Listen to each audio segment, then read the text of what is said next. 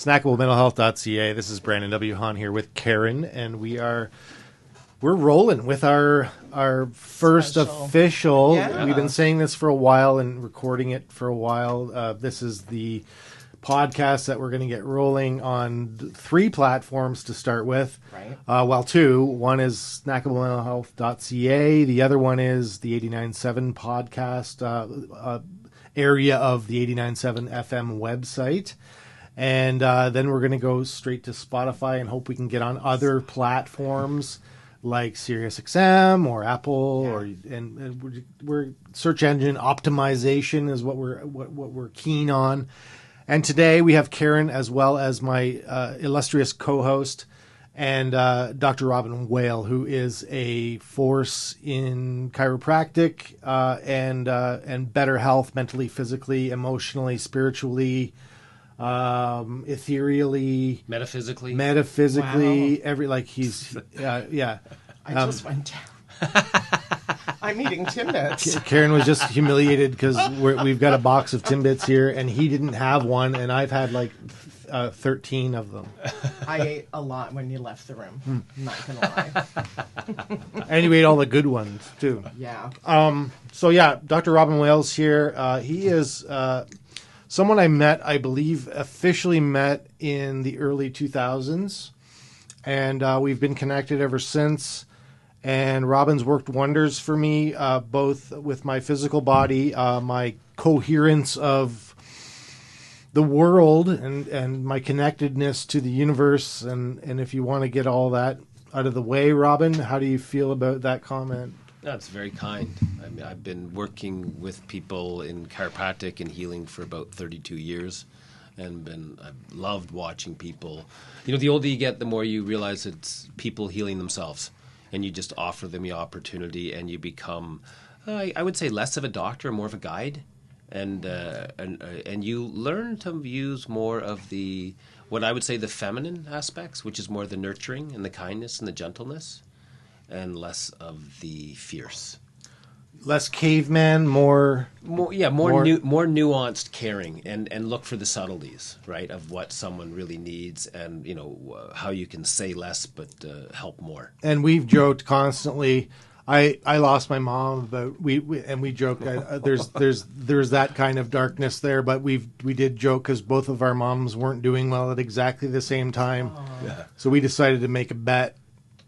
And it was it was my idea. That was my darkness because Brandon. But I was in, and it made me laugh and cry at the same Yeah. time. We bet $5 that our mom, one of our moms, would, whoever's mom dies first. And then I talked with other people, and there is actually, this is kind of off topic, but definitely a snackable mental health moment is the Dead Moms Club. Yeah. And Robin still has yet to go to the Dead Moms Club. My mom's 88, still kicking. 88, still smokes. Still drinks. Smokes, yeah. A good glass of wine every night, Good yeah. for her. I took her to church last Sunday in Oshawa. We had a great Beautiful. time. You went to church. Yeah. I love it. Yeah.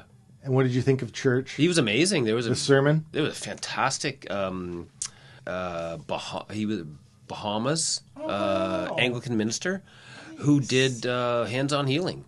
First of every month. Wow. And I brought my son and a great homily, and you know what a homily is, Brandon. Can you define homily for me? Talk, speech. Okay. Harmoniously. Harmonious, and he was, he did some really simple things like, when you look at your past, you've got the rear view mirror in your car, but when you look to your future, you got the huge windscreen. That's a good one. I like that. So remember, you focus on your future, know your past is there, and he was very exuberant. And he had a lot of vitality and energy. I really, really liked him. But so he does this hands-on healing in an Anglican church in downtown Oshawa. Wow. And and it's on the long weekend. Wow. And it's pretty packed for a long weekend in Oshawa downtown. Yeah. And we go up to get the hands-on healing, which I thought was pretty cool, the anointing. And I'm about 4 people away, and my eyes start to tear up. And I'm like, well, what's this? And Emerson points to the minister and says, look, he's crying, Dad. And here's the minister, tears coming down the side of his face as he's anointing people and putting the hands That's on amazing. Him. Yeah. So you felt his... Yeah. Without looking. Yeah. Like I just felt his, I think that's from years of healing in chiropractic. I can feel people's energy sometimes.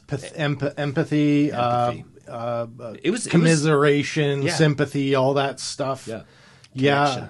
But for this one, it was more spiritual uplifting. Because he really was coming into... So that was joy Yeah. coming through. Yeah, joy and focus and love, right? And the spirit. Yeah, that was really cool. I really enjoyed that. It's crazy how those 4 things can affect us. Yeah. Like, to make you cry out of happiness and love and just, At a stranger, basically, too. Yeah.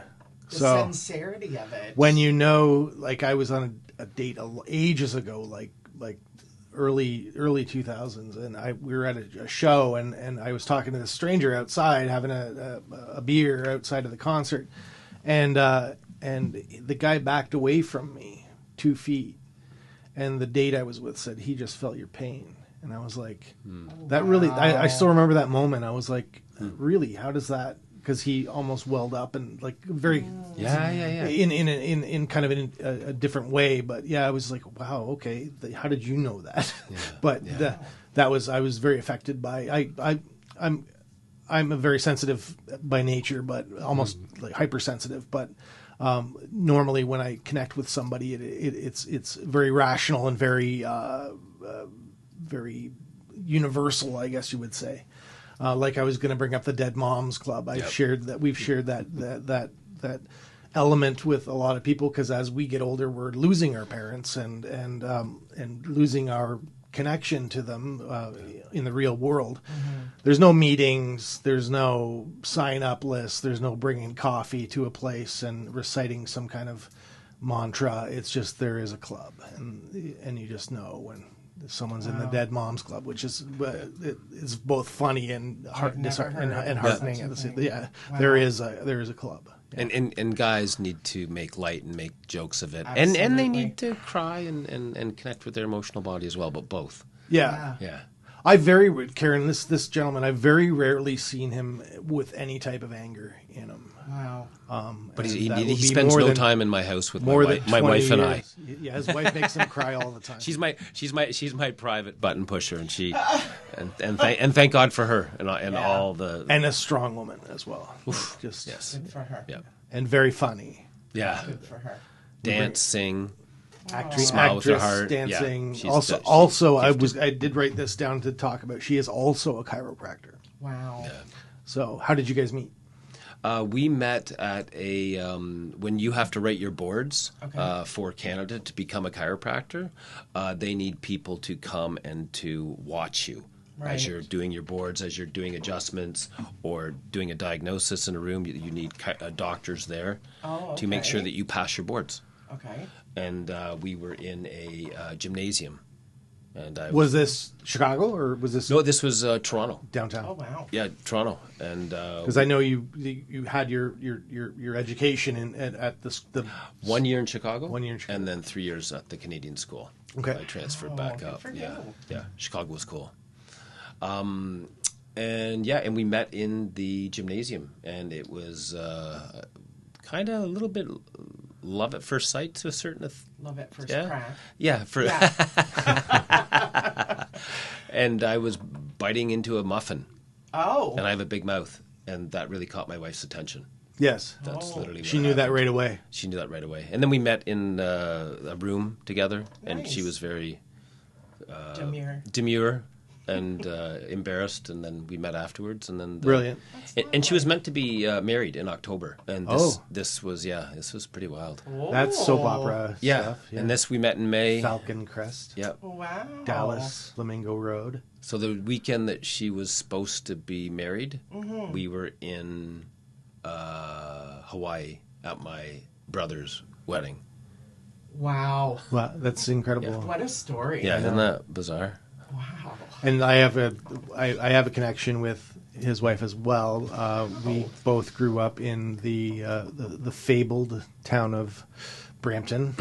Yes. And have our Brampton stories and our areas of Brampton. And anyone you meet that's from Brampton or Bramalea, if you tell them where the area. I'm sure that's like that with anybody that's grown up anywhere together. But there are areas of this fabled Brampton Bramalea area that or city that if you know where you're from, then you know who you hung out with and all this. Yeah. Like, and if you're around the same age, then you're like, I know that guy.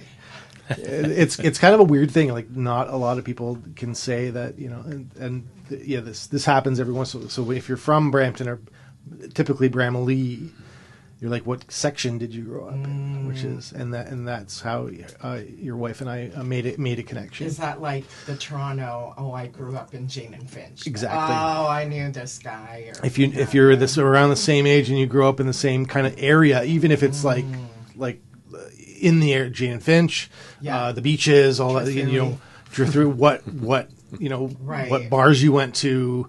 Where did you grow up, Karen? That's a great question. I was a system child. She has an incredible story about it. I'm Aboriginal.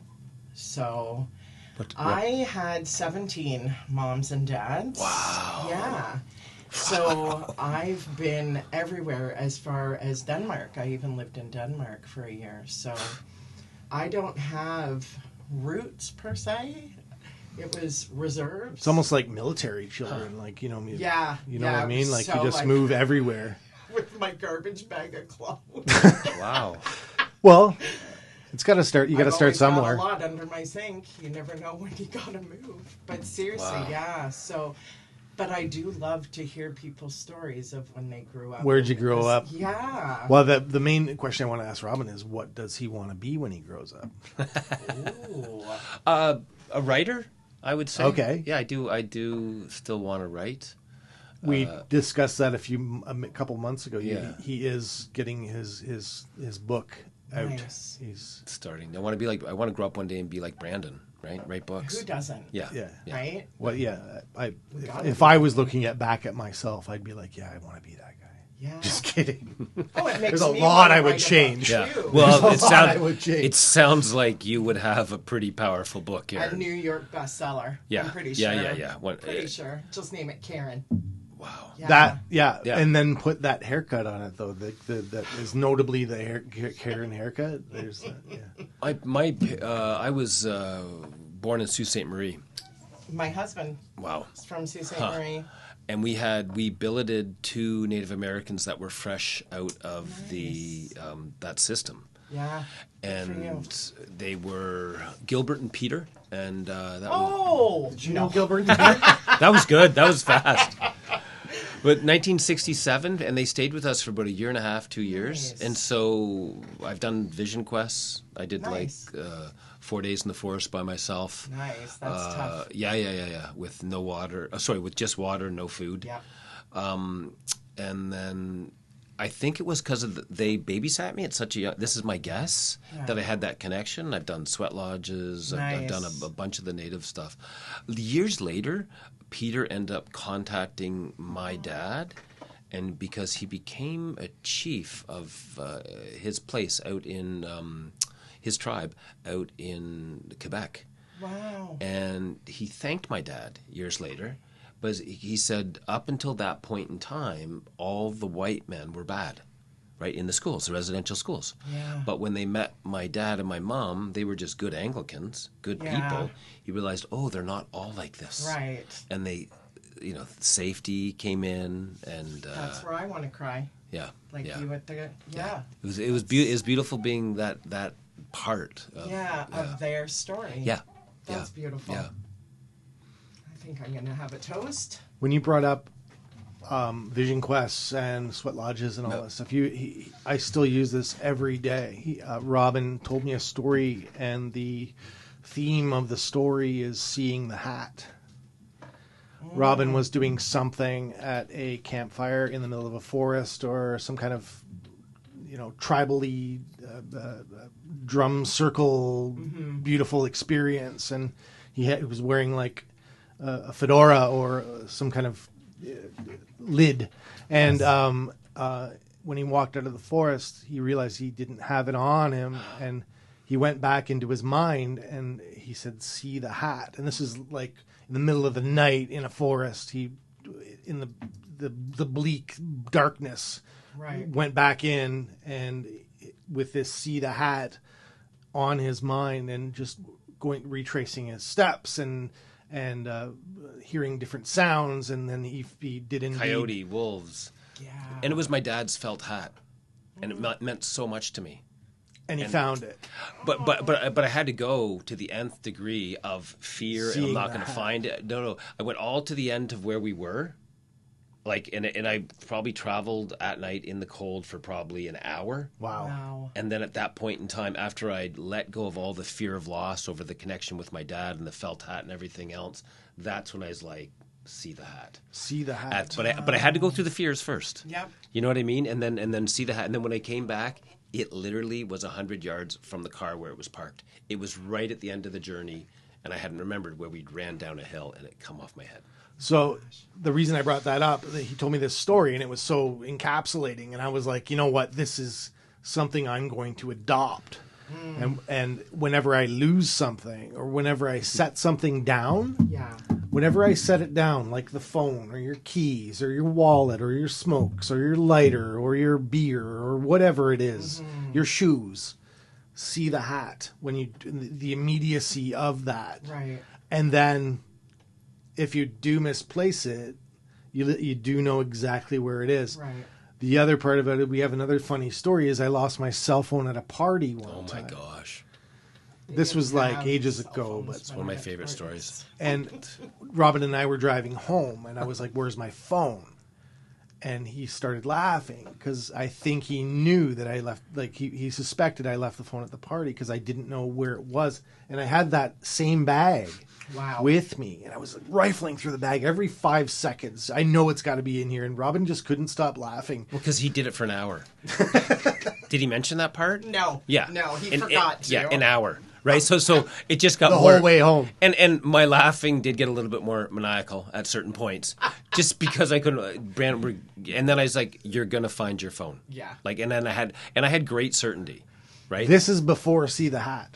So yeah, many years ago, and I was like, and now though I'm like, okay, I left that phone on a window frame, and I know exactly where it is, and sure enough, the next afternoon, this was in Toronto, and we were in Coburg, Port Hope, Yep. and the phone, a stranger was at that party, and eventually it was making its way back to Port Hope. Wow. Yeah. And he had the phone with him, and I just got out of bed, and I was like, oh, thank God. There it is. Right. Miraculously, this phone appeared, and my life was simpler. And I needed an hour of deep laughter. That was the other thing.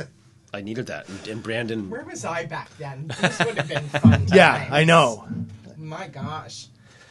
So I did bring up with Larry when I was in there about me being apologetically myself, which is the opposite of the way people are unapologetically themselves. I do require a disclaimer when I talk to you, because I might say something insulting from the dark areas of my head and not even realize they've come out of my mouth. So I don't know why I'm really bringing this up, but that is me. I'm sorry. I'm Brandon Hahn, and this is what you get. But I do apologize. Like, I think that's why we're your friends. yeah. well, your friends are people that know everything about you and are still your friend. Yeah. I think that I don't know when I came across that one, but I was like, yeah, that counts. I mean, Yeah. I have a lot of friends like that too, right? Like, I know exactly who that guy is, and but yeah, I'm very much connected to them. So normally people that, just friendship. As we get older too, we lose connection. Yeah. And we wonder where everybody went, and everyone is just doing their lives. Like, it's not that. You're like, oh, I haven't heard from them in so long. They must hate me now or whatever. And people all think that stuff. And you're like, absolutely. but you're like, no, we're like everybody's working. kind of doing their life. And no, I'm sorry. I didn't read what's happening in the Middle East because I'm working 72 hours a week. But, Right. but no, we're doing our lives and we're connecting with people on a daily basis, and every now and then though you get a Robin Will or a Karen like in the influx of it, and we can discuss this stuff, or we can go out and have a pint somewhere, or but it's as the phases of our life keep going, we end up doing different things, raising a family, two healthy boys, grandchildren, and the people, the crew that we had changes, and the things change with them too. So like, But do you ever find that you mentally go back there? Like to a point where, I was important when I was 17. Like I think, like I get it. I was good looking. Yes. I was, and sometimes I go there and think, gosh, I wish I was still 17 and I could wear those Jordache jeans again. And Jordache. You're aging us both. Or those cougar just boots. I never had cougar boots. Didn't I was do in cougar a foster home then. Yeah. Oh, you had We're the allowed byway cougar boots. I had the Brandon giant wasn't listening to tiger. your stories earlier. That's her history, Brandon. It's like, I like to go back there sometimes. So sometimes I just take time to myself and Reflect. yeah, I do. Well, there's a lot that a life encapsulates, or that one human life, and I'm like, you know what? Let's blow the lid off this thing, and let's because there's so much in one person, and it's not just like self-absorption or self-love, or it's just like this. Robin's got a lot of people that I still want to. We've still got a bit of time, so I want like Robin's tuition almost is to basically share the wealth of his experiences on the people that come into his life. Nice. And like kind. self-help, motivation, self-love, self-care, even the dark points where you're like, oh, Robin, keep it to yourself. But like when you're with him on a non-professional level, we go down some pretty deep, cool, scary rabbit holes together. And but it's just a part of like, no, I don't hate you. I don't. I'm not angry with any of the people from my past or carrying that with me. But that's beautiful, Brandon. It's nice you've come there. Eh? It's a forgiveness thing, but it's just, I wish them well, and I wish I'd love to be able to, like, we talked when you got here about some history that we both have, and I don't carry it. I don't either. Every now and then it comes back, as it should, to retest. It tests to you. retest, to retest. Exactly. Testing, 1, 2, 3. And then we can be proud of ourselves for saying, hey, I'm sorry, I don't carry that with me anymore. I'm not that person. I wasn't the same person I was before the box of Timbits, and now you can't walk into the same river twice. Yeah. Ooh. That's kind of where we first started hanging out. All the molecules in your body are different each second. Dipping our bodies into the Ganaraska River at 3 a.m. Because when I adjust people, right, that's sometimes, I say that to them, right, because each adjustment's unique. And I never know what's going to come out or what they're going to express or what they're going to feel. So that's really because chiropractic it's an art, it's a science, and it's a philosophy. Really? It's all three. I've never met a chiropractor like you. Yeah. This is original. This is how we were taught. This is me listening to the old-time chiropractors on stage from the States for years, right, as they spoke out art, science. If you look at all the great cities, it was art, science, and philosophy. Wow. We live in a time now where science has kind of taken over, and we've lost the art, and we've lost the philosophy. And philosophy is very important, right? Wow. It's like... I already liked you because your last name. She's a fan of the whale. I Just saying. am an orca person. Oh, wow. In my heart, I am Willie. Yeah. You guys are going to make me cry. You know that, right? Why? No, just the emotion. I don't... Yeah, it takes a bit more than it used to make me cry now. And I don't... I say that with gladness, probably. Yeah. Yeah, it's just like... But when I do, it's very demanding. Yeah. When you told me he was coming, I was a little, I don't fit in with people like that. Yeah, she I so fit in. She eclipsed them with 17 different moms in foster homes. I am going to phone my sons. So when I go home. Karen's never going to be part of the Dead Moms Club. Although Because you have to like. I want oh, to know no, that you'll- I can't. That was like- good. That was you'll be good the- line. That you'll be was a the- good line. You'll be the CEO of it. Yeah, that's the that's better awesome. way to say it. Good pull. Good pull, Brandon. I'm going to ask my boys. Have you guys put money on me? No, hasn't you're still been- too young, Karen. You're Money still- this hasn't. is- Thank you. Money hasn't exchanged yet either. I still Right. own the $5. Oh, no, it's. I did have a few parents, I guess. Yeah. They have passed. So, and my birth mother has passed. So, the other ones I don't care for. So, Yeah. they don't matter. Yeah. So they can go. But it's about me. I'm fine. I'm going to live forever. So both of my kids will lose their $5. Immortality is something I've been weighing with. Like, if possible, would you like to live forever? And Never. you don't want to. No. I Okay. could never live longer than my children or my grandkids. Yes. Okay. Never. Okay. That's cool. I That was think that was very I think wise. it would unless you have a very adventurous, imaginative soul. I think that immortality would get really, really boring. Yeah. It would Like get you've very sad. experienced everything, You're like, and hey, yeah, I have no friends. there would be a loneliness to it. Mm-hmm. Well, that was the Green Mile, right? That was he had been gifted with uncharacteristically good health and didn't die. Like at the very end of it, like that I never watched the it. mouse was still alive. Yeah. That his friend, the mouse, Tom Hanks' character, was gifted with unnaturally long life. And the thing about it is, he found it really lonely because the people he cared about didn't live as long as he did. You need to reinvent yourself and to find out other things that Keep reinventing yourself. Well, and the other key to The that one idea is of to immortality. ask yourself on a regular basis. This is one of my favorite things to ask people sometimes. Is what is your favorite thing about being alive? Wow, that's a big question. It's a beautiful question. I mean, in terms of purposing yourself, and to really take the time to love yourself. Notice enough. I'm writing this down, right? Yeah. What is your favorite thing about being alive? Yeah, That's I'm in the crazy. middle of And if we spent time with our children and ourselves, Yeah. contemplating that and writing that out and feeling that out, I love that. Yeah. gratitude lists are very important for mental health as well, and writing down what you're thankful for. Yeah, favorite thing about being alive. Being alive. Yeah. I mean I'm writing it.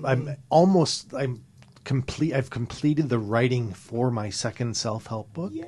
It's going into the manufacturing phase right now, but I am going to add that as a new thing to what, and it's called my initial book is Trigger Happy, kind of a self-help book. That's the first one. Right. The second one is called Trigger Happy 2, TOO, Ah. Glimmer Edition. Nice. Glimmer Edition. Glimmer. Why glimmer? I like that. Glimmer. I heard the concept a few years ago, and it was about everything. We all have our triggers. We all have our traumas, Yeah. and some people rely on the triggers to feel needed or something. Like something really bad happens to them, that's a trigger. Glimmers are something that's within that trigger, in my opinion. The little spark of light that's in that trigger. Right. I love that, Brandon. That you hang on to that trigger for that reason, and that reason is, I don't know. You started a Smurf collection when you were 8, and those little tiny little. You remember those plastic Smurf that you could buy millions The of them. fuzzy head. Well, they were Those are Trolls. trolls. Trolls, No, yeah, you got me. those on are that. the You know what's bingo funny trolls. is when he was talking, I was seeing trolls. So it's on Brandon because the he ones was that you put he on was the end of your thinking one pencil thing. and did that with. Yeah. Took to bingo. The bingo trolls, yeah. So, but like, there's always something that trauma, that trigger can serve you. That is I a love it, nugget Brandon. of really a fascinating goodness. Yeah. It's a The beautiful glimmer, That is. and And I like that what is- even the word you can see light when Yeah. he says it. Glimmer. I Right see a there. little Yeah. pink. Yeah. and but yeah, what is your favorite thing about being alive? That's crazy. That is a library. Yeah. Yeah. You can ask all 5 of your grandchildren that and spend some time with them, helping them feel that out. My youngest would say poop. Yeah, for Yeah. sure. And Farting. and he Yeah. would be right. Yeah. In Farts. boxes. Yeah. Brandon still talks like that. I would love to know what my grandchildren, like my oldest grandson is 18. And what is his favorite thing about being alive? Yeah. And what do my kids feel? Yeah.